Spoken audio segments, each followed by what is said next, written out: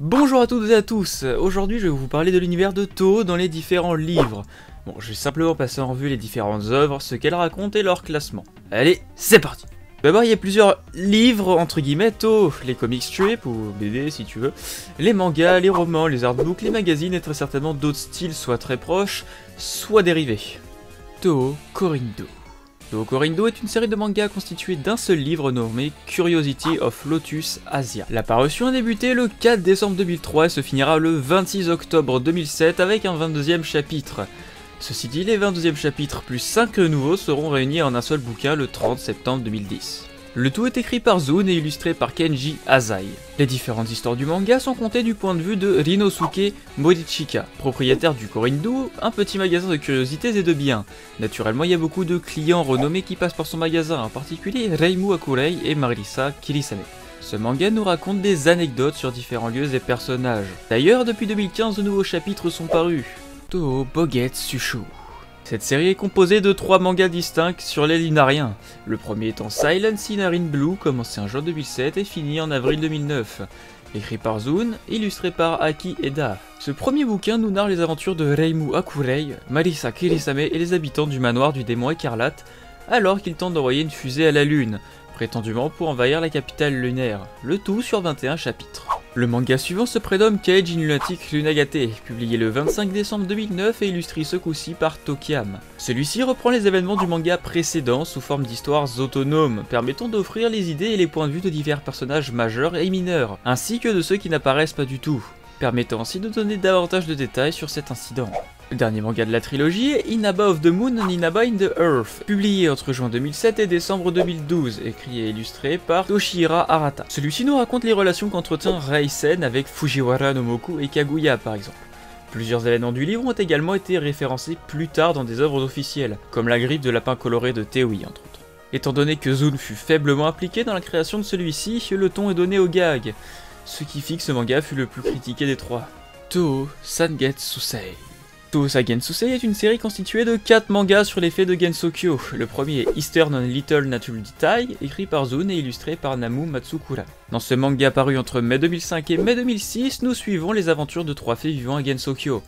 Sunny Milk, Star Zephyr et Luna Child. Celui-ci va nous montrer leurs conditions de vie et leur rôle envers les visiteurs du sanctuaire Akurei. Et là, suite à des problèmes de santé de l'illustrateur, donc Nemu Matsukura, le manga fut arrêté très tôt, il n'a duré qu'un an.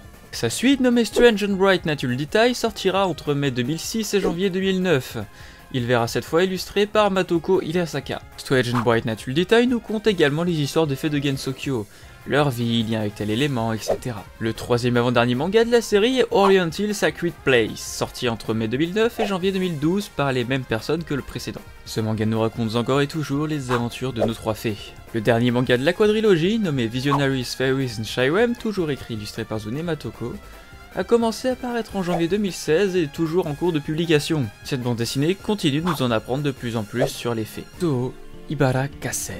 Cette série est actuellement constituée d'une seule bande dessinée nommée Wild and Hornet Enemy. Débutée en juillet 2010 et toujours en cours de publication, elle est écrite par Zune et illustrée par Aya Azuma. Dans cette histoire, Marisa rencontre un ermite mystérieux à l'extérieur du village des humains. Cependant, comme lui dit Reimu, l'ermite a été aperçu en train de se faufiler autour du sanctuaire Akurei. Il s'agit d'Ibara Kassen, un ascétisme étrange et bordé d'une nature inconnue et de capacités qui dépassent le réalisable à Gensokyo. Toho Suzinan. Cette série est également composée d'un seul manga, qui est Forbidden Squadron. Écrit par Zune et illustré par Moe Harukawa, la publication a débuté en octobre 2012 et s'est finie en juillet 2017. Il introduit le locataire de livres humains et le collectionneur Kosuzu Motori, comme personnage principal résidant dans une bibliothèque appelée Suzanan. L'histoire étant centrée autour de sa capacité mystérieuse à déchiffrer n'importe quel livre, peu importe la langue ou le scénario, et son assortiment de divers livres démoniaques, rares et dangereux. Les artbooks. Bon, les artbooks c'est assez spécial puisqu'il ne s'agit pas d'artbooks traditionnels, mais plus de véritables mangas. D'ailleurs, ils sont souvent complétés d'un CD musical ou de démo d'un jeu en 0.02 et d'une interview de Zune. Le tout premier artbook de l'univers Toho à être apparu est Bohemian Archive in Japanese Dread, sorti le 11 juillet 2005, toujours écrit par Zune, mais illustré par moins de 9 personnes, sans compter les comics artistes, où là on monte à 19 personnes. Cet artbook met en scène des articles d'Aya Shamaimaru décrivant un événement d'une certaine sorte et l'implication du personnage central. pour enchaîner avec une interview avec le personnage traité dans l'article. Bon, des personnages comme Reimu et Marisa y passent évidemment, mais des personnages moins connus aussi, comme Lunasa, Ririka ou Vriol. Il y a même Raisen. L'artbook se finit sur une interview de Zune. Il contient d'ailleurs un CD avec des musiques ainsi qu'un wallpaper et une démo de Toho 9. L'artbook suivant est sorti le 1er octobre 2005. Il s'agit de Seasonal Dream Vision, écrit par Zune et illustré par 12 comics artistes. L'artbook est semi-officiel, mais il compte quand même. Tout est très similaire à Bohemian Archive in Japanese Red et nous en apprenons de plus en plus sur le monde de Gensokyo. Cela va du théâtre à la comédie, tous axés sur l'étrange monde de Toho. Perfect Memento et Strict Sense. Le 3e artbook est publié le 27 décembre 2006. Écrit par Zune et illustré par moins de 6 personnes, dont Akieda ayant déjà illustré Silent Sinner in Blue, il s'agit d'un artbook assez complet. Ici, nous voyons Gensokyo du point de vue de l'humaine Akio Ieda. Ces descriptions montrent un domaine tout à fait différent, où les choses sont décrites en termes de niveau de menace, et la plupart des yukai doivent être redoutés, évités, plutôt que de rire. Il traite principalement des caractéristiques du yukai, ainsi que des contre-mesures qui peuvent être prises contre eux. Cependant, tout ce qui est enregistré n'est que dans les choses dans la portée de la connaissance d'Akio. Beaucoup de yukai qu'elle a interviewés lui ont demandé d'exagérer, alors ne soyez pas entièrement trompés. Le CD contenu avec l'artbook contient 3 musiques et un fond d'écran. Le 3e artbook officiel ce coup-ci, The Grimoire of Marisa, est sorti le 28 juin 2009. Écrit par Zune et illustré par Moriki Takeshi, Genji Asai et Kusu Sagare. L'accent est mis principalement sur les spellcards de nombreux personnages avec des captures d'écran de ces fameux spellcards, et des commentaires écrits dans la perspective de Marisa Kirisame, car c'est elle qui a fait cet album, ou scrapbook. Il est également livré avec un CD contenant 2 pistes de musique originales et des fonds d'écran. Le 4e artbook est Synopsium of Post-Mythicism, publié le 27 avril 2012, écrit par Zune et illustré par 5 personnes dont Tokiam. Celui-ci nous raconte un dialogue organisé par Marisa Kirisame avec Kanako Yasaka, Byakuren Eriji et Toyosa Tomimi no Miko. Ces entretiens plus longs impliquent 3 discussions sur divers sujets, tandis que Ieda no Akio enregistre leurs discussions. À la fin du livre, divers articles de Journal Bubonmaru et du Kakashi Spirits News traitant de certains personnages n'ayant pas eu de profils officiels, ainsi que certains événements et interactions personnelles sont également inclus, et aucun CD n'est inclus avec cet artbook. Le dernier artbook est actuellement Alternative Facts in Eastern Utopia, sorti le 30 mars 2017 et écrit par Zune ainsi qu'illustré par Genji Asai et Masakichi.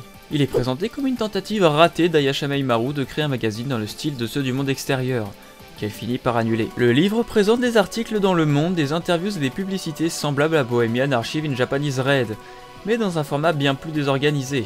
Et aucun CD ne fut donné avec celui-ci non plus.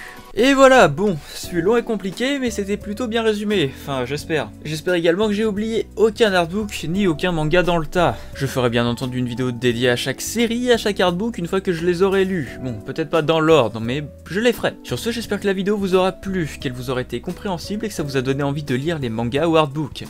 Pour ma part, je vais y mettre pour faire des vidéos dessus, et j'espère que vous serez au rendez-vous pour la prochaine vidéo. Ah, je bafouille maintenant, ça y est. Je tiens vraiment à faire une vidéo par œuvre littéraire sur Toho, donc une vidéo par manga ou une vidéo par artbook. Une fois que je les aurai donc lus, analysés, et que j'en aurai fait un bon résumé compréhensible, où j'en traiterai donc dans une vidéo.